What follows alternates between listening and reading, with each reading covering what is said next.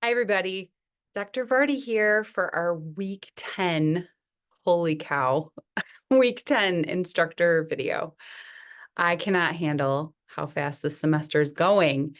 In this video, I want to talk through some of the readings and give you guys a little bit of insight into what I'm hoping you get from the 2 reading assignments that I've given you guys today. As you may have noticed, I'm trying to throttle back on the volume of reading assignments I'm giving to you. The reason is, if you wondered, and maybe you just were like, phew. But if you wondered why it felt like the reading was a slight bit lighter than it was at the beginning of the semester, it's because we are now fully engaged in our community storytelling projects. So I've graded all of the proposals, and I'm really excited about the stuff that you guys have proposed and the communities that you're planning on or even are right now working with. So it's going to be awesome. I want to give you breathing room over the next couple of weeks to be on site doing your interviews, then writing up whatever you want to write up after that, your notes, getting started on your creative projects. So that's my reasoning behind the different reading load in these next few weeks. I am right now in the middle of grading your creative writing portfolios. So I hope to have those done by tomorrow. Please do keep your eyes peeled for my feedback and my responses to you. If you have any questions, please don't hesitate to come talk to me or email me. Okay, so I'm going to go ahead now and share my screen now that we've got some of the housekeeping taken care of. And I'm gonna talk hopefully pretty quickly through our 2 readings from this week. So you may have seen that it took me a beat to scan in the Perry short story, but that is up. And so you guys have one scholarly article from Jack Coolhan, maybe Coolhan, and a short story from Rachel Perry today, this week. Golly, need more coffee. But this week we are focusing on metaphor specifically in medicine, narrative medicine. Coolhan, there we go. So Jack Coolhan is writing, once again, we're reading this piece of scholarship written by a primary care physician, analyzing arguments around the place of narrative and metaphor in medicine. So Coolhan opens up with his key argument, which is that if we ignore or minimize narrative in medicine, we are actually dehumanizing medicine. So coming out strong right out of the gate. This is also what Coolhan and others, including Rita Charon, call narrative incompetence. Although Charon does refer to it more in its positive form, narrative competence. And if you are remembering, or if you paid attention when we looked over the syllabus at the beginning of the semester, you'll notice that narrative competence is one of our learning outcomes for this class. For this reason, pretty much. Coolhan begins by looking at a book by Susan Sontag, who's a very famous literary and art critic. And in her book, she makes a pretty strong argument for the removal of metaphor from medicine. And when you read Coolhan's piece, I think he does a good job of giving a fair shake to Sontag and sort of presenting the rationale behind her argument, which is deeply rooted in the AIDS epidemic and in narratives of cancer. So, she's arguing to sort of remove the stigma around some of these chronic or terminal illnesses in order to help patients.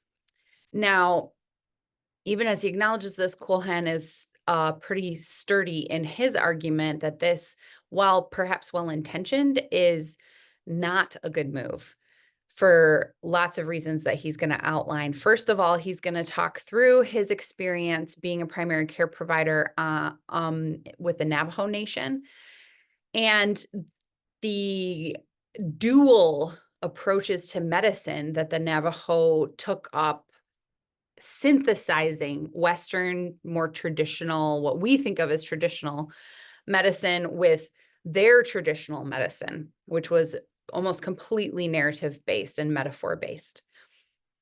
And I think one of the keys here is how Culhan outlines that in traditional Navajo medicine, the goal is not prolonged life. The goal is a return to harmony with the cycle of life.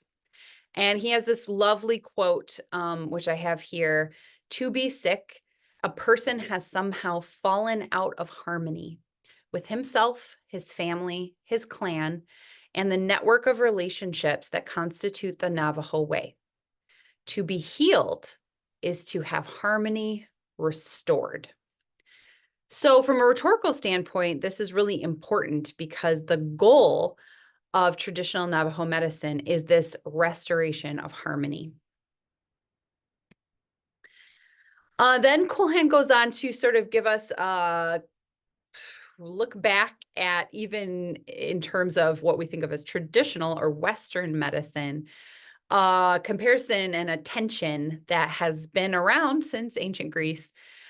He contrasts Asclepios, hopefully I'm pronouncing that correctly, the Greek god of healing, around whom there is a fun little narrative, and who symbolizes, in terms of Western medicine, a narrative approach, and is epitomized for Culhan in the term tenderness. And then that's not put necessarily in rivalry with, but is just put into maybe a productive tension with the character of Hippocrates, who is, of course, a historical person, and who represents more of an instrumental approach as opposed to a narrative approach, and who Culhan sort of uses to epitomize the use of his term steadiness. Now, Culhan is going to argue that actually we benefit from both. And then Culhan goes on to say that even someone who's taking a more Hippocratic approach, an instrumental approach to medicine, can have that tenderness and that narrative competence. They just need to internalize and practice the following tenets, which are empathy, genuineness, and unconditional positive regard, not for oneself, but for those who are trying to help. Now, when I was rereading Rachel Perry's short story, When Lake Michigan Leaves, I got a little gleeful because there were metaphors that jumped out at me on the second read that I had not noticed the first time around. And I'm not going to say what they are because I want you to have fun reading this very short story, but it's rich with metaphors around healing, around what it is to lose people, things, natural landscapes. That's all I'm going to say. Have fun digging into this jewel of a story and thinking through how metaphor is also entangled with the idea of caring for others. There is a repeating trope in this short story of addressing someone's symptoms that kind of comes through, which I had not fully clocked the first time I read this story. But then as I read it again after having taken all my notes on Culhan, I was realizing that there are a lot of connections, at least for me in my brain, just cross-pollination between some of these ideas of tenderness and steadiness. Do you have to give up one to have the other? What does it mean to open oneself up to narrative possibility? So That's all I'm going to say. I don't want to give too many spoilers, but I do hope you enjoy this short story as you approach it. Of course, as with any of the fiction pieces or memoir pieces that we're reading in this class, please do apply your close and rhetorical reading, and please do discuss it in your reading discussion threads. Let me stop this. And I will just say one more thing. Please remember to post your reading discussion initial posts by Friday. I'll put this in the announcement as well, but we want to make sure that everyone in your group has time to respond. So even if you haven't been very good with it up until this point of the semester, it's better late than never. So get your initial posts in by Friday. Thank you so much. All right, guys, I hope you have a great week. And if you have any questions, please don't hesitate to email me or to stop by office hours. Bye, everybody.